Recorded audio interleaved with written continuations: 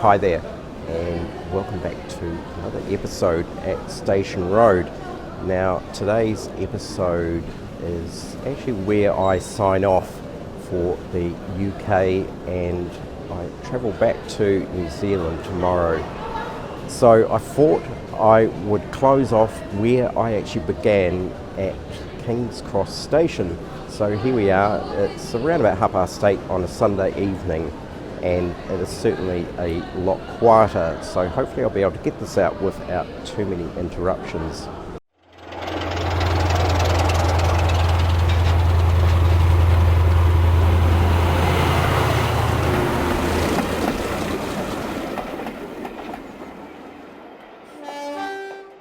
So you would have seen a small video, of course, which was Paul and I up at Milton Keynes doing a wee stint up there, and of course, as I mentioned in that video, we had a really good time. The only downside, of course, was the saga with the buses. So after that, Paul and I travelled down to Kent, where he lives down there with his wife, and we started to work on his layout.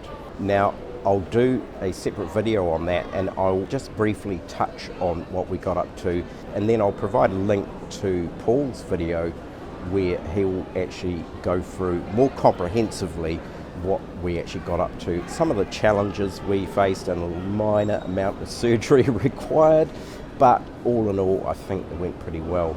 So what I'd like to include in this video, which was on an off day while I was down in Kent, Paul was busy in the gallery, and I had the opportunity to do a little bit of exploring around Hythe, and in particular around Saltwood, where I happened to be staying.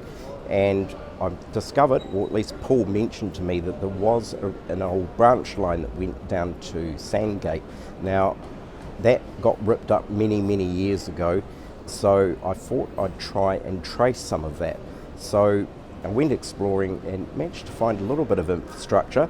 And what I thought might be the only infrastructure, I soon discovered that there was some further infrastructure, which was on the day that Paul and I travelled around to Folkestone.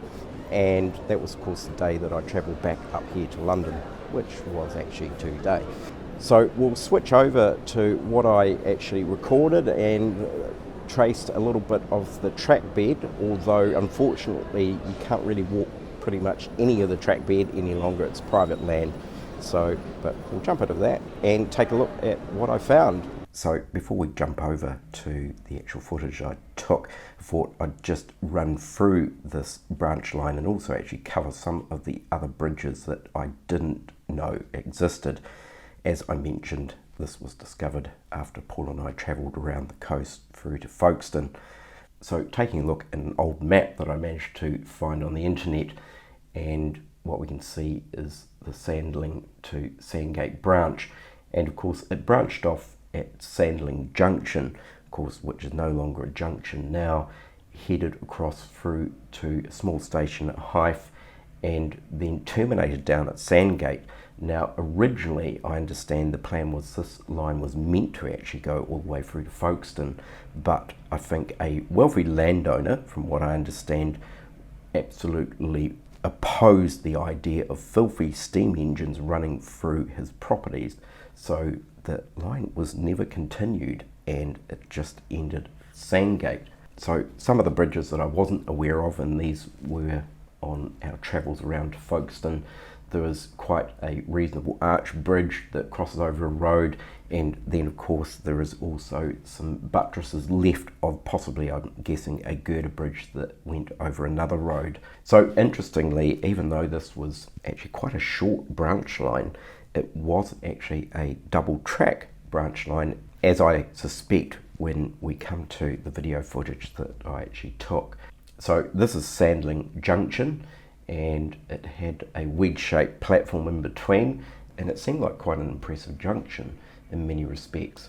The next station, of course, down the line is Hythe Station, and once again a reasonably impressive structure really here for such a short branch line. So we had two platforms and of course the double track running through, and I do believe this may have been taken when there was a reasonable amount of prosperity on the line. So looking at another photo that I managed to dig up, This is obviously possibly in the later years. Now, my understanding is that this line closed in the early 50s and was essentially sort of ripped up. And if you can see here, this is Hive Station, and it would appear that the second platform, whichever one it is, has become disused and it's overgrown, and the platform shelter is now full of barrels and all sorts of things like that. To the right of that canopy, you can just make out a house there. Now, I believe this is possibly the station master's house. Now, I could be wrong, but when I went exploring around the housing estate that now occupies this site, the station master's house is actually still there. So that is quite interesting. So when we jump through to the footage that I actually took and get near the end, and I come out where the Hive Station would have been, and there's some old bridge buttresses either side of the road, and they're actually indicated here on this map, and where I point out some houses that are now sitting on top of the embankment. They're right up there in the top of the screen, the bit of embankment that's coming down across the road and then into Hive Station. So after Hive Station, it actually makes quite a incline or descent down into what is Seabrook now. And one of the photos I showed before of the bridge abutments, I believe, is this bridge right here in centre shot, a girder bridge crossing the road. Further up there must be an arch bridge, possibly. So I could be wrong, but I do believe that that is the bridge abutment shown there in the centre of the shot. And then the line terminated down here at Sandgate, and I do believe this is a very early photo, and obviously when Sandgate was reasonably well in use, and I can see just right down at the end of the track there appears to be a water tower, and we've got an engine shed down there.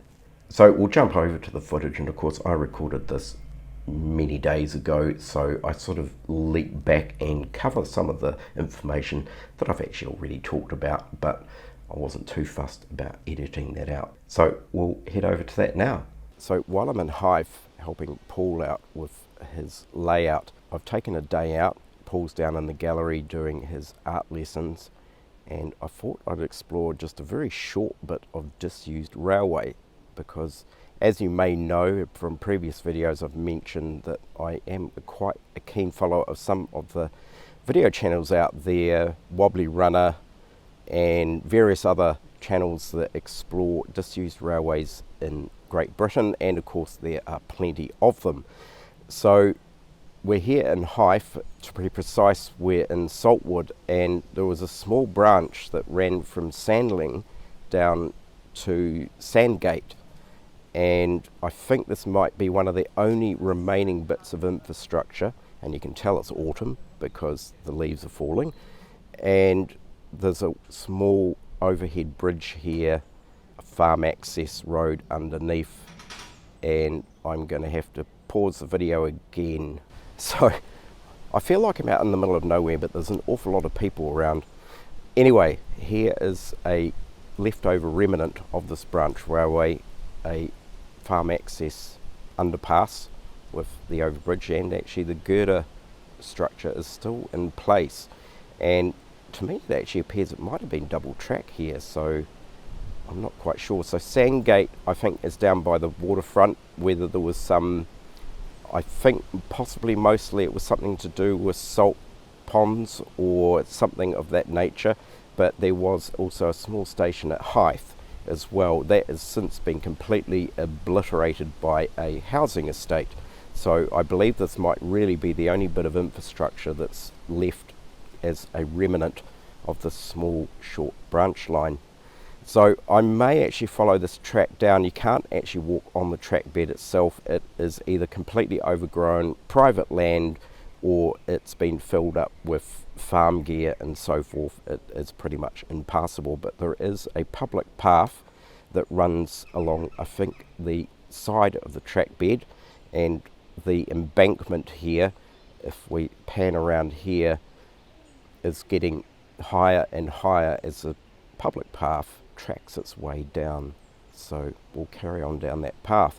But as I mentioned, I follow a lot of the YouTube channels that go exploring for these weed delights, and I'd have to say it's so wonderful to actually see such a thing. We do have disused railways in New Zealand, just not as many, and certainly not as many just on the back doorstep. So we'll carry on, and if there's anything else to possibly spot, of course I'll video that. So I've walked down the path a little bit further, and this embankment is getting really large now. You can just see up there a clear line of where the track bed was, up amongst the trees there, and this embankment is certainly getting larger and larger. So we'll carry on down. Actually, I'm almost expecting, will there be another bridge somewhere? So I've been down in the dip, that's the lowest point of the public path, and we're coming to meet the track bed again. The embankment is enormous. There's no bridge or viaduct, it's just a huge earth mound that's been built up, and you can clearly see the line of the track bed there running through the trees. I'm not going to be prepared to clamber up there. It's private property. I don't want to get in trouble and get banned from ever coming back to the UK. But apart from the disused line there, the scenery here is quite extraordinary. I very much love this part of the UK. So we'll soldier on and probably come out where the housing estate is, and my understanding there's just nothing left of what used to be Hythe Station. So do correct me if I'm wrong, but I have a fair suspicion that this might be one of the original concrete boundary posts. There's one there, and there's another one there that has actually been used with the current fencing, but I'm wondering whether that is one of the original boundary posts for the line side fencing. So I've moved a bit further along, and as you can see, it's a very clear sign of the track bed and embankment here following through. And down here we've actually got some old rails that have been driven into the ground, some makeshift fence post, and we've actually got a number of them heading down the fence line here. So whether they were used as part of the original boundary for the railway line, over here it would appear that looks more like a gate there with gate fixings on it, and possibly there was an access through here, maybe a farm access through this short piece here. So yeah, there's a few bits and pieces that maybe certainly give away the fact that there once used to be a line here. So I've come out to roughly where Hythe Station would be, so we have found some more very large buttresses here that cross the road. So our embankment is coming through there. You can now see that there's a house built on top of the track bed, crosses the road. Unfortunately, this is a very busy road, so the traffic is constant, and I'm assuming that up the top there is more private property, and further down towards the right the line would have been entering into Hythe Station. So yeah, some interesting infrastructure and just an interesting little part of the Hythe area and this small wee branch line. So the next video that I will be putting out, which won't be till I actually get back to New Zealand, will be the wee snippet from the build progress of course, Paul's layout, Sandgate Junction.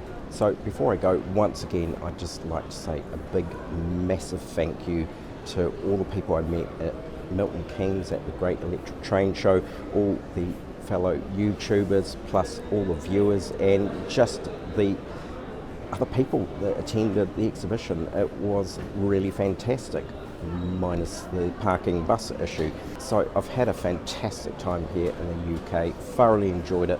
You've all been so incredibly welcoming and super friendly, and it's really been a wonderful trip here.